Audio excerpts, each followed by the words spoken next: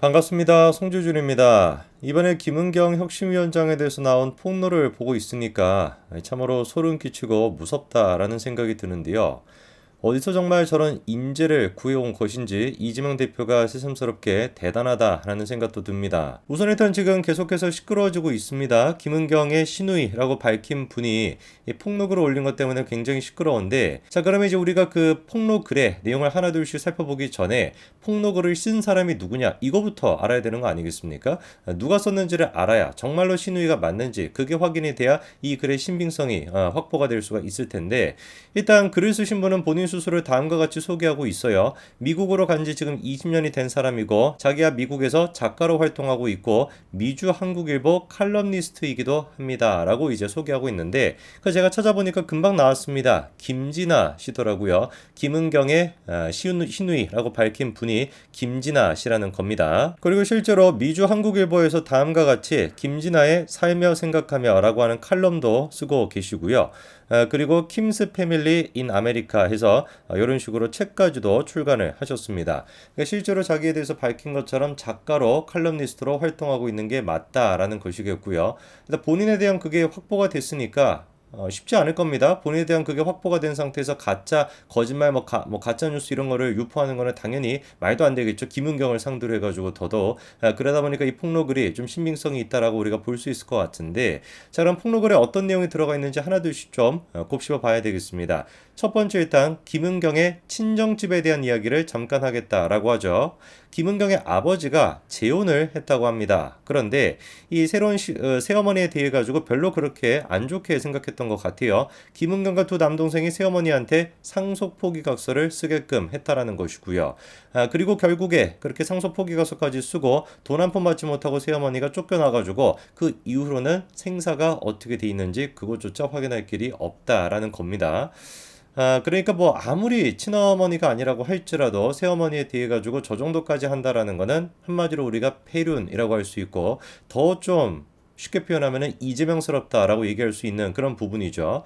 근데 이제 이재명스러운 부분이 저기서 끝나지가 않습니다. 그래가지고 이제 김은경의 이제 시아버지랑 시어머니께서 김은경이 이제 독일에 가가지고 또 유학을 하지 않았습니까? 그 유학하면은 이제 뭐 자식을 키우고 이런 것도 뭐 쉽지 않을 텐데 그 뒷바라지를 다 했다라는 거예요. 얘기를 들어보니까 이제 뭐 대를 이어야 되는 손주라고 해가지고 최고의 유치원과 학교에 보내줬고 공부하는 며느리한테 힘내라고 손편지도 막 셀 수 없이 많이 보냈다라는 거 아닙니까? 근데 김은경이가 그렇게나 이제 어떻게 보면은 뒷바라지를 다 받고 난 뒤에 박사학위를 했다고 한국에 돌아와가지고 어떤 얘기를 흘리고 댕겼다라는 거예요.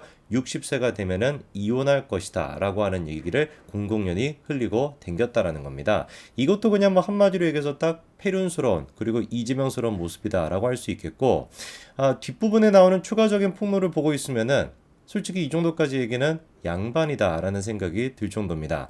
뒤에 좀 충격적인 얘기가 나오는데요. 들어보시면 오빠가 자신의 고층 아파트에서 뛰어내렸습니다. 라는 얘기로 시작이 됩니다. 이 오빠가 이제 김은경 씨의 남편을 얘기하는 것이죠. 근데 이제 희한한 게 뭐냐면 가족들 입장에서는 조금 갑작스럽게 너무 이제 그 직장도 괜찮고 벌이도 괜찮고 돈도 괜찮았던 그 자기 오빠가 그렇게 극단 선택을 했다라고 하니까 믿을 수가 없어서 부검을 하자라고 했는데 김은경이 그거를 막았다라는 것이죠. 이 폭로글에 따르면. 그러다 보니까 묘하게 뭔가 김은경이랑 오빠가 이런 선택을 한 거에 연관이 되어 있는 거 아니냐라는 의심이 우리가 들 수 있는 부분인데, 글을 보면은 그 의심이 조금 더 커집니다. 당시 이제 그 김은경이 밝혔던 상황을 들어보면은 오빠가 자기 무릎을 베고 누워서 자기한테 사랑한다라고 얘기했대요. 침이 내 무릎에 흐를 만큼 사랑한다라는 말을 많이 하고 들어갔다. 그러더니 갑자기 그런 선택을 했다라는 거예요.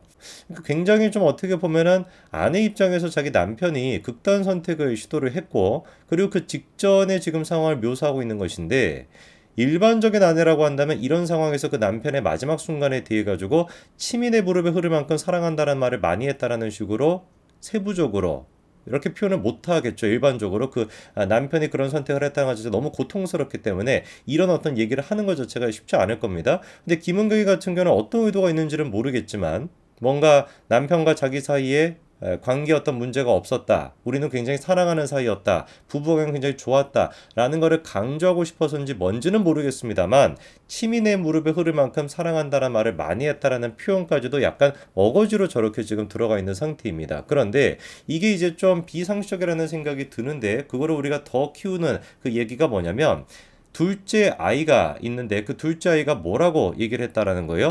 엄마랑 아빠가 싸웠다. 그래서 아빠가 화가 나서 뛰어내렸다. 이렇게 둘째 아이가 얘기했다는 겁니다.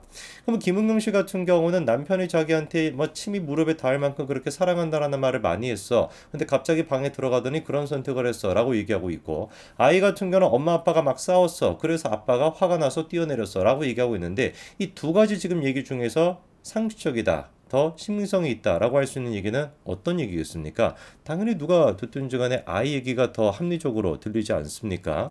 당시 이제 그 오빠의 상황을 얘기하고 있습니다. 친정아빠가 전기사업을 시작해가지고 소방과 관련된 특허를 9개나 가지고 있었고 오빠가 그 덕으로 세무조사를 받아야 할 만큼 재산이 불어났고 당시에 강남에 있는 아파트와 빌라까지도 매입할 정도로 굉장히 재산 상태가 좋았다라는 겁니다. 그렇죠? 그러니까 딱히 뭐 경제적인 문제가 있어가지고 극단 선택을 시도할 이유는 없었다라는 걸 지금 얘기하고 싶은 것 같고 그리고 자기 남편이 그렇게 세상을 떠나고 그 이후에 김은경이 보인 반응도 굉장히 좀 소름 끼칩니다. 김은경 오빠가 떨어져 갔던 그 순간부터 장례가 끝난 그때까지 우리가 본 어떤 순간에도 눈물 한 방울 흘리지 않았다는 거예요. 장례가 끝나고 바로 다음날 남편의 사망 신고를 한 거는 물론이고 오빠가 타고 다니던 고급차를 바로 처분했고 그리고 그때 당시에 제일 잘 나갔던 어떤 지역으로 또 이사를 갔다는 겁니까? 설해마을로까지 이사를 갔다라는 겁니다. 뭐 눈물 흘리지 않는 것뿐만 아니라 장례가 끝나고 바로 사망 신고를 한다? 이것도 아마 겪어보신 분들은 아시겠지만 그 쉽지 않은 일이고요. 거기에다가 이제 뭐 남편이 타고 다녔던 차를 처분하고 그리고 또 강남으로 또 이사를 간다. 이 모든 것들이 전부 다 좀 의심스럽긴 합니다. 그러면서 더더욱 의심스러운 게 뭐냐? 어수선한 틈을 타가지고 아빠의 사업체를 자신의 친동생 이름으로 바꿔버렸다라는 거예요. 황당한 일이겠죠, 그렇죠? 이거 뭐 자기 가족한테 뭐 그 회사를 지금 뺏기는 그런 꼴이니까 그 아빠가 그래서 당황해가지고 즉시 시정을 요구하고 법에 호소를 했지만 증거 불충분으로 손써볼 수 있는 방법도 딱히 없었다라는 겁니다. 이 참 기가 막힌 게 이 김은경이라는 사람이 또 어떤 사람이 법을 전공한 사람이니까 법에 대해서 잘 알고 있는 그 사람이잖아요. 그러다 보니까 그런 식으로 법을 잘 이용해가지고 사실상 그 회사를 홀라당 뺏겼음에도 불구하고 어찌 손을 써볼 수 있는 방법조차도 없었다는 겁니다. 그러다 보니까 이게 집안이 진짜 한마디로 어떻게 되는 거겠어요? 풍비박산이 나는 것이죠. 자기 아들 같은 경우는 김은경이랑 뭐 싸워서 그렇다는 얘기도 있지만 뭐 그래가지고 뭐 그렇게 뛰어내린 상태이고 그리고 자기 회사 같은 경우도 지금 김은경한테 다 그렇게 뺏긴 며느리한테 뺏긴 그런 상태다 보니까 이게 뭐 정상적으로 운영이 될 수가 있겠습니까 가족이.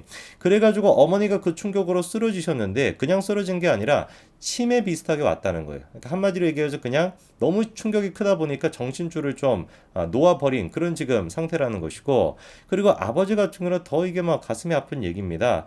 18년 동안 뭐 계속 이렇게 힘들게 지내시다가 2년 전에 어머님을 먼저 보내시고 작년 겨울에 극단적인 선택을 한 아들이 너무나 그리운 나머지 자신 또한 마찬가지로 똑같은 방식으로 그렇게 생을 마감하게 됐다라는 것이죠. 여자 이재명이다라는 표현이 그냥 딱 적절한 것 같아요. 이재명 같은 경우도 본인으로 인해 가지고 가족이 완전히 그 풍비박산이 나고 친형 같은 경우는 그렇게 됐었는데 어떻게 이렇게까지 진짜 소름 끼칠 정도로 똑같을 수가 있는지. 김은경 씨 같은 경우도 자기 어떤 가족들을 상대로 똑같은 그런 식의 일을 했다고 지금 폭로가 나오고 있는 것이죠. 그 이후에도 마찬가지입니다. 금감원 부원장이라는 타이틀로 보내온 부의금을 챙겨가는 그런 모습도 있었다는 것이고 자기 그 시아버지가 가시는 마지막 길에 흙 한 줌 뿌리라는 말에 손사래를 치며 거절을 했고 그리고 이번에 이제 그 노인 폄하 그 비하가 이제 시작됐던 그 계기가 그 김은경 씨의 그 아들 아니었습니까? 아들이 했던 얘기. 근데 그 아들 또한 눈을 부라리면서 엄마와 함께 할아버지에게 흙 한 줌 넣어드리지 않았다라는 거예요. 노인한테는 왜 투표권이 더 많아야 돼요? 젊은 사람들한테 더 적어야 되는 거 아니에요? 저는 그게 애가 막 철부지라 가지고 그런 얘기를 한 줄 알았더니만 그 철부지도 아닌 거예요. 지금 들어보니까 김은경한테 나고 자라서 그런지 뭔지는 모르겠지만 김은경 주니어다운 모습을 똑같이 보여주는 거 아니겠습니까? 자기 지금 친할아버지가 돌아가셨는데 눈을 부라리면서 엄마와 함께 흙 한 줌 뿌려주지 않았다는 게 이게 뭐 정상적인 그 애의 모습이냐고요. 하나부터 열까지 그러니까 김은경과 가족 이 모든 것들이 어떻습니까? 이재명과 판박이다라고 우리가 정리할 수 있을 것 같습니다. 김은경 씨는 이 문제에 대해서 하루빨리 해명하시기 바랍니다. 정말로 이게 사실이라고 한다면은 김은경 씨는 제가 보기에 혁신위원장에서 사퇴하는 수준이 아니라 대학교 교수직까지 내려놔야 되는 아주 중대한 사안인 것 같아요. 법을 가르친다라고 하는 사람이, 헌법을 가르친다라고 하는 사람이 헌법의 가장 기본이 돼야 되는 국민들의 행복권, 그 행복을 누구보다도 파괴하는 수준이 아니라 사회상 행복을 앗아갔던 장본인이 김은경이라고 한다면 하루빨리 대학에서도 쫓겨나는 것이 지당해 보입니다. 빨리 이 부분에 대해서 해명하십시오. 여기까지 말씀드리겠습니다. 감사합니다.